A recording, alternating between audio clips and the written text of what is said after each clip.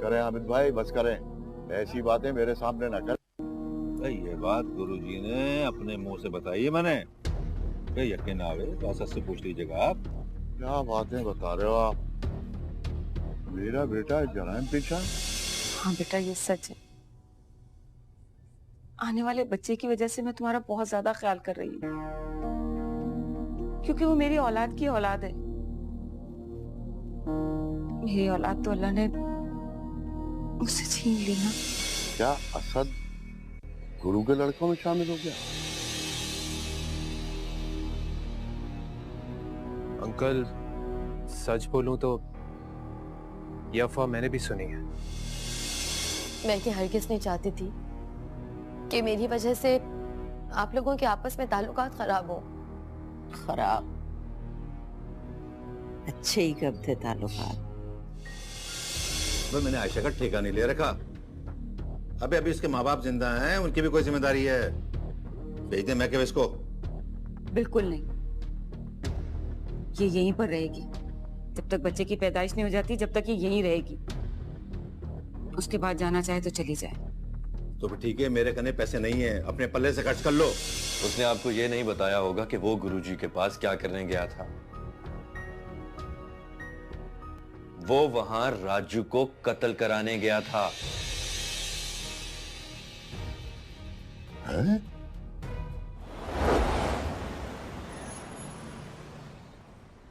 जितनी जल्दी मुमकिन हो तुम अपने आप को गुरुजी से अलग करो। ये इतना आसान नहीं। डरते हो? तुम अच्छी तरह जानते हो कि मैं किसी से नहीं डरता। मसला कुछ और है। क्या मसला? मुश्ताक अब मैं अकेला नहीं। अकेला नहीं हो तो दूसरा कौन है तुम्हारे साथ? हिरा। हिरा? पहली दफा तुम्हारी जबान से किसी लड़की का नाम सुना है मैंने। तुम पहले शख्स हो जिसके साथ मैं अपने दिल की बात की। ओ, इस जराइम की दुनिया में इसको मोहब्बत की कहानी भी करवान चढ़ चुकी। तुम इसे कुछ भी समझ लो, हिरा अब मेरी जिम्मेदारी। गुरुजी से अलग होंगे तो मैं और हिरा एक साथ, चाहे जिंदा या मुर्दा। सिर्फ हिरा है कौन? हिरा उस खानदान की बदनसीब लड़की है जिसका भाई मुझसे पहले गुरुजी का चहेता था, और गुरुजी ने उसके साथ जो सलूक किया वो शायद तुम सुन भी नहीं सकते। इस शहर में हर इंसान जुल्म सितम सहने का आदी हो चुका है। बताओ मुझे, मैं सुनना चाहता हूँ।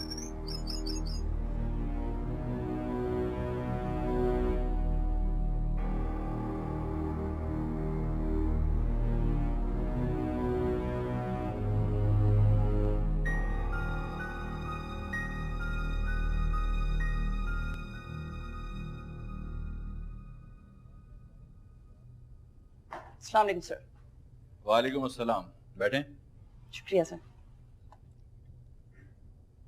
कैसी हैं आप? अल्हम्दुलिल्लाह सर, ठीक। जी फरमाइए। सर आपको दो मिस्टर हामिद, उन्हें गिरफ्तार करना होगा। इन्वेस्टिगेशन के लिए जरूरी है कि उनसे भी पूछताछ की जाए। देखिए, अगर लीगल रिक्वायरमेंट है तो आप उसको गिरफ्तार कर सकती हैं। Thank you sir.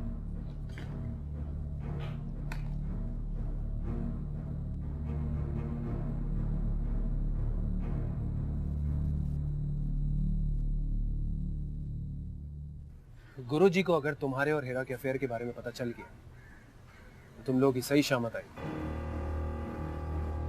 गुरुजी हमारे बारे में जानते हैं।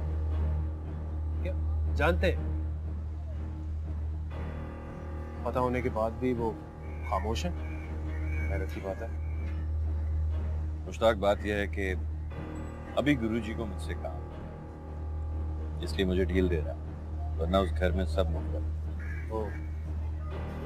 सब लोग एक दूसरे के बारे में गुरुजी को बता रहे हैं, लेकिन वहां पर रहने वाले सब लोग ये महसूस कर चुके हैं कि हीरा मेरे कितनी करीब आ गई। बस एक बात बताओ, मोहब्बत करने के लिए लोग पुरफिजा जगह या किसी रोमांटिक जगह पर जाते हैं, और तुम गुरुजी की दहशतज़दा कोठी में अफेयर चला रहे हो।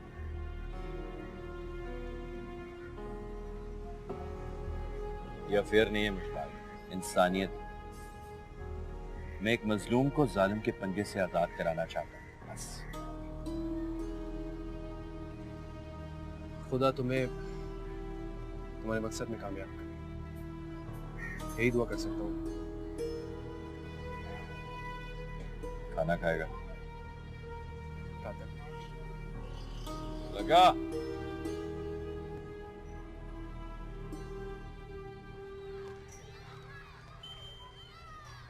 हाय अल्लाह, जालिमा ने जो मेरे बच्चे का हाल किया, अरे खुदा समझेगा उन्हें, खुदा समझेगा। अच्छा किया, खुदा की लाठी बेआवाज होती है। अरे तुम तो चुप ही खड़े रहो, तुमसे तो कोई उम्मीद नहीं कि तुम मुसीबत में हमारे काम ही आ जाओ ना। अरे थोड़ा सा सोच लेती ना तो ये बात कभी ना कहती। मैं उसकी मदद करूं जिसने मेरे दामाद को मार दिया। चुप कर जाए ना। पुलिस को मुलजिम से इजाजत की जरूरत नहीं होती। मुलजिम? कैसे इल्जाम मेरे ऊपर? उमर के कत्ल का। आप लोग होश में तो हैं? उमर कोई गैर नहीं, हमारा बेटा था। और एक बाप पर आप उसके बेटे के कत्ल का इल्जाम लगा रहे?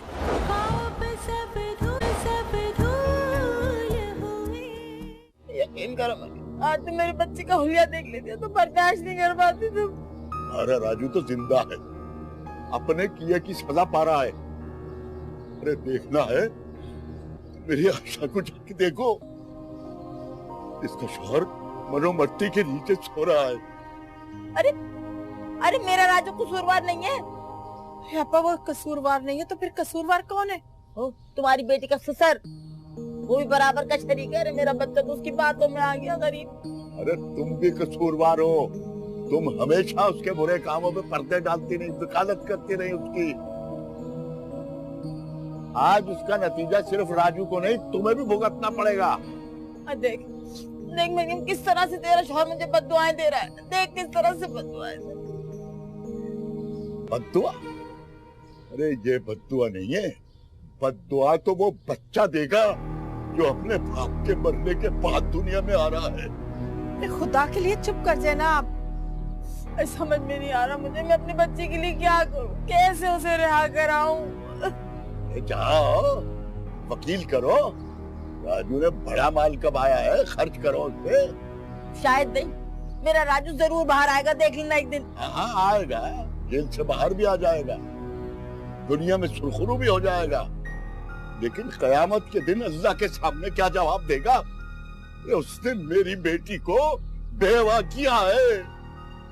अरे बस करे ना, बस करे, चले जाए खुदा के लिए, आप दुकान पर जाएं। अरे चला जाता हूँ मैं।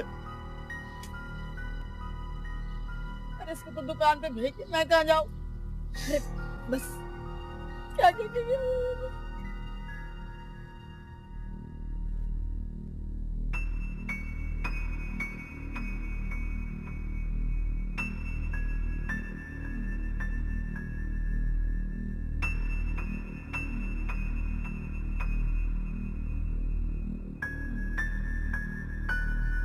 आयशा, बेटा तुम अपने घर जा रही हो क्या?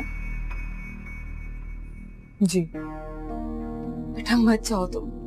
अम्मी, मैं नहीं चाहती कि मेरे यहाँ रहने की वजह से आप दोनों के ताल्लुकात भी खराब हो। बेटा मेरी फिक्र मत करो तुम सिर्फ अपनी और अपने आने वाले बच्चे की फिक्र करो। कैसे करूं? सुसर साहब चाहते हैं कि मैं फौरन से पहले यहाँ से चली जाऊं। और तो और अब तो वो मेरी शक्ल भी नहीं देखना चाहते। तुमसे उन्होंने कुछ कहा है क्या? वो तो हमेशा कुछ ना कुछ कहते रहते। पहले कहते थे कि मैं यहाँ से जाऊं, और अब कहते हैं कि फौरन से पहले यहाँ से चली जाऊं। ऐसी बात नहीं है बेटा। बात दरअसल ये है कि आजकल वो बहुत परेशान रहते हैं और अपनी परेशानियां मुझसे भी नहीं कहते, शायद इसीलिए। तो फिर आप ही बताइए, इन हालात में मैं सुकून से यहाँ कैसे रह सकती हूँ? देखो, जब तक डिलीवरी ना हो जाए तब तक तो तुम यहाँ रह सकती हो ना। उसके बाद चाहो तो चली जाना। अभी तो बहुत टाइम, इतना अरसा मेरे ससुर साहब मुझे कैसे बर्दाश्त करें। और अब परेशान क्यों होते हैं? आप जब चाहे मुझसे मिलने वहां आ सकते हैं। नहीं बेटा, तुम मत जाओ। मैं अपनी औलाद को तो खो चुकी, अब उसके होने वाली औलाद से मैं दूर हो जाऊं, ये मुझसे बर्दाश्त नहीं होगा बेटा। मत जाओ बेटा, मत जाओ। शोर कैसा है?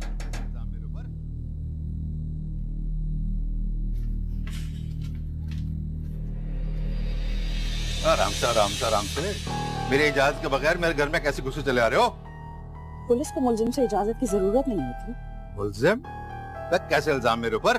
उमर के कत्ल का। आप लोग होश में तो हैं? उमर कोई गैर नहीं, हमारा बेटा था।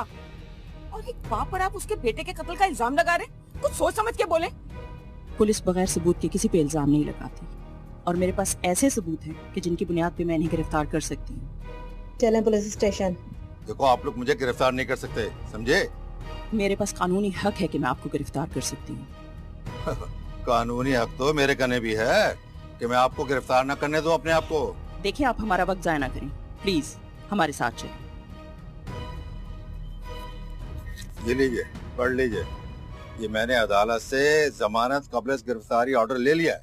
पढ़ें पढ़ें।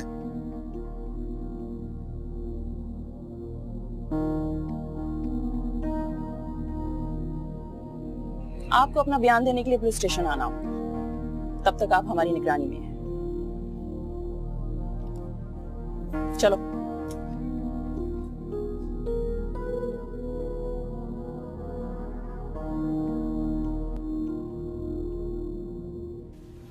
तो इसका मतलब है कि तुम्हें पता होता है कि गुरुजी घर पर नहीं। क्या मतलब ये कि तुम मुझसे मिलने बिल्कुल ठीक टाइम पे आते हो। टाइम का तो पता नहीं, लेकिन गुरुजी को हमारी तमाम एक्टिविटीज के बारे में पता।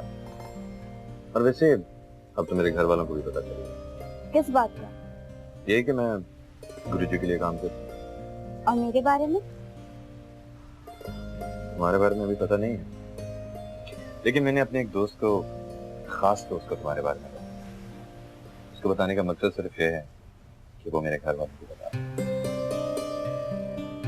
तो तुम्हारे घर वाले नाराज नहीं हुए कि तुम गुरुजी के लिए काम करते हो? यार वैसे हैरत तो मुझे भी है, क्योंकि अब्बा नाराज नहीं हुए। मुझे बड़े प्यार से समझाया कि मैं अपने आप को गुरुजी से अलग करूं। इसका मतलब तुम मुझे छोड़कर चले जाओगे? नहीं, तुम्हें साथ लेके जाऊंगा।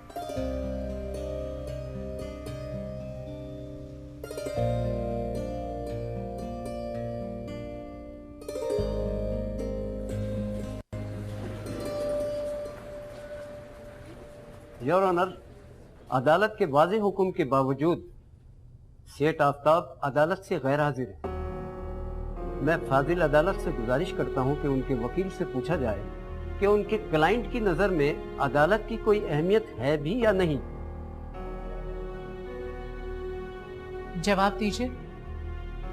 योर ऑनर, मेरे क्लाइंट आफ्ताब साहब की नजर में कानून और अदालत की बड़ी अहमियत है। बड़ी इज्जत की निगाह से देखते हैं, कानून का बड़ा एहतराम करते हैं योर ऑनर।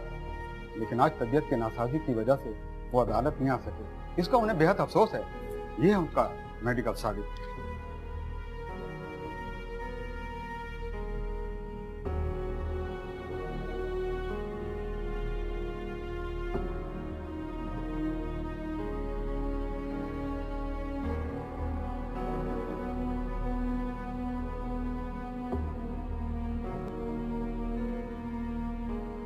वकील साहब, इस तरह के मेडिकल सर्टिफिकेट हमारे माशरे में हासिल करना कोई मुश्किल काम नहीं है।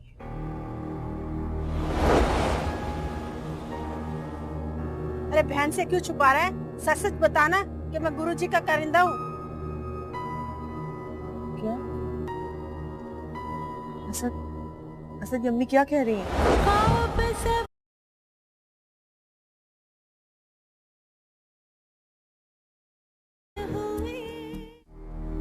वजह फरमाया आपने योर ऑनर, हमारी सोसाइटी में ऐसा होता है, झूठे सर्टिफिकेट बनाए जाते हैं, अदालतों में पेश किए जाते हैं, लेकिन योर ऑनर मेरे क्लाइंट आफ्ताब साहब इस शहर के एक इज्जतदार बिजनेसमैन और मोदी शहरी हैं। वो किसी भी झूठे सर्टिफिकेट का सहारा लेकर अदालत को धोखे में रखने का सोच भी नहीं सकते। योर ऑनर, मैं अपने वकील दोस्त से गुजारिश करूंगा कि अपने क्लाइंट से कहें कि किसी सर्टिफिकेट से नहीं बल्कि अपने अमल से साबित करें कि वो अदालत को गुमराह करना नहीं चाह रहे। इसीलिए योर ऑनर मेरे क्लाइंट आफ्ताब साहब ने अपने मेडिकल सर्टिफिकेट के साथ विजिटिंग कार्ड भी भेजा है जिसमें उनका सेल नंबर मौजूद है। फाजिल अदालत या मेरे दोस्त वकील साहब चाहें तो डॉक्टर साहब को फोन करके मेरे क्लाइंट आफ्ताब साहब की सेहत के बारे में मालूम कर सकते हैं।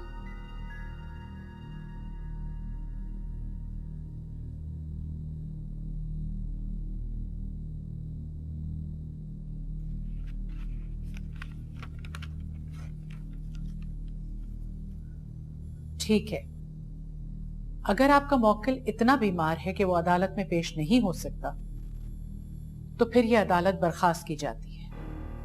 साथ ही ये हुक्म भी देती है कि अगली पेशी पर न सिर्फ सेठ आफ्ताब बल्कि उनकी बेगम लैला दोनों हाजिर।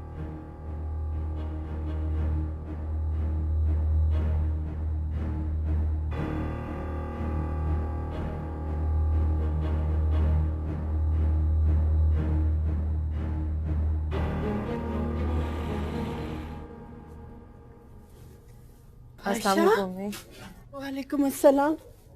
अरे मेरी बच्ची अचानक, बैठ। सब खैरियत तो है ना? मम्मी आप बिल्कुल भी परेशान मत हो, सब खैरियत है। लगता है आपने ससुराल को हमेशा के लिए खुदा हाफिज कह कराई। हाँ, यही समझ लो। और पता है अम्मी, आज मेरे ससुर को पुलिस गिरफ्तार करने आई थी। क्या तुम्हारे ससुर को पुलिस गिरफ्तार करके ले गई?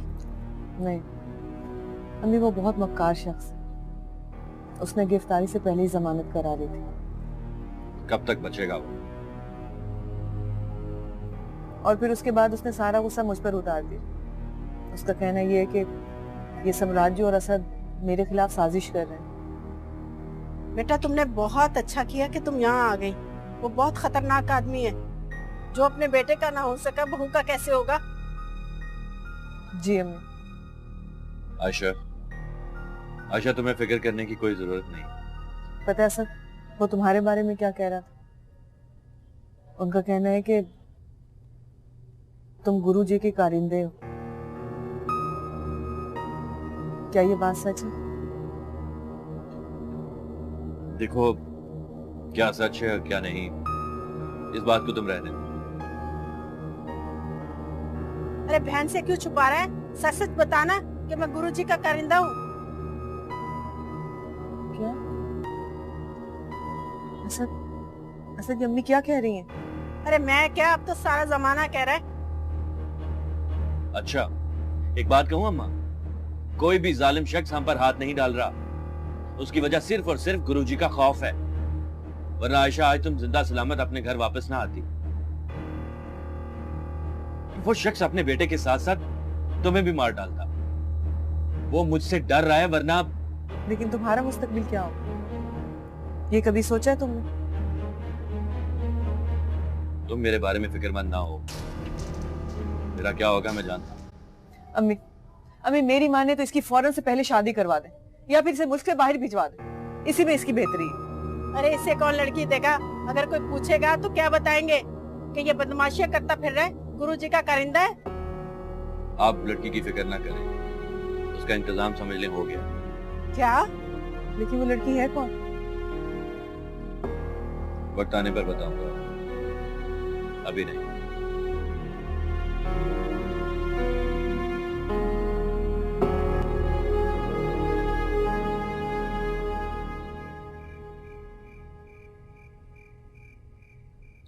आफ्ताब साहब, आप मेरा फोन ही नहीं उठा रहे, इसलिए मुझे मजबूरन आपके पास आना पड़ा।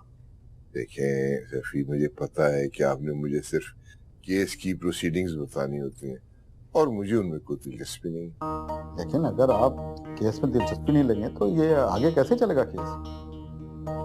मुझे केस आगे कब चलाना है? मुझे तो बस तारीखों पे तारीखें चाहिए। आज तो मेडिकल ग्राउंड पर अगली तारीख मिल गई है, लेकिन क्या? जज साहबा आपके ना आने पर सख्त नाराज थी और उन्होंने अगली तारीख पर आपको और दूसरी बेगम साहबा को पेश होने का हुक्म दिया है। नहीं, मैं नहीं आऊंगा।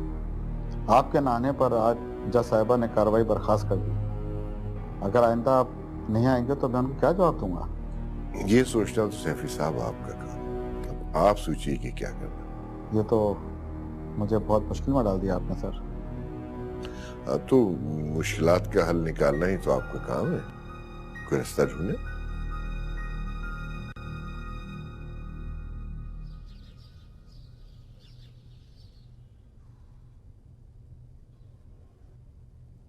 अबे इतना क्यों तू सोच रही है? क्यों परेशान है तू? अबे मैंने जो कुछ भी किया बिल्कुल ठीक किया। आप गलत कब करते हैं? अबे यहाँ रह के वो मेरी जासूसी कर रही थी और वहाँ उसका भाई, अबे वो मुझे ब्लैकमेल कर रहा था। मैं मानती हूँ राजू और आयशा का भाई आपके दुश्मन है, लेकिन पुलिस आपको क्यों पकड़ने आई थी? अबे तो मुझ पे शक कर रही है। शक नहीं कर रही थी, बल्कि मुझे हैरत हो रही है। वो पुलिस वाला दिन रात आपको फोन करता था, आज वो कहाँ चला गया? अबे सब मेरी मदद कर रहे हैं। अबे तुमने देखा नहीं वो इंस्पेक्टर यहाँ से खाली हाथ गई। अबे आगे भी सब ठीक हो जाएगा, तू फिक्र ना कर। एक बात पूछूं आपसे, सच सच बताएंगे? बल्कि आपको उम्र की कसम, आप कोई गड़बड़ वाली बात तो नहीं कर रहे ना? अबे कोई गड़बड़ नहीं है। अबे बेटा तो मेरा जान से गया ना, और उसकी मौत की जिम्मेदारी भी मुझ पे डाली जा रही है। ये सब दुश्मन की चाल है। लेकिन एक बात बता दूं तुझे, मैं ऐसा होने नहीं दूंगा।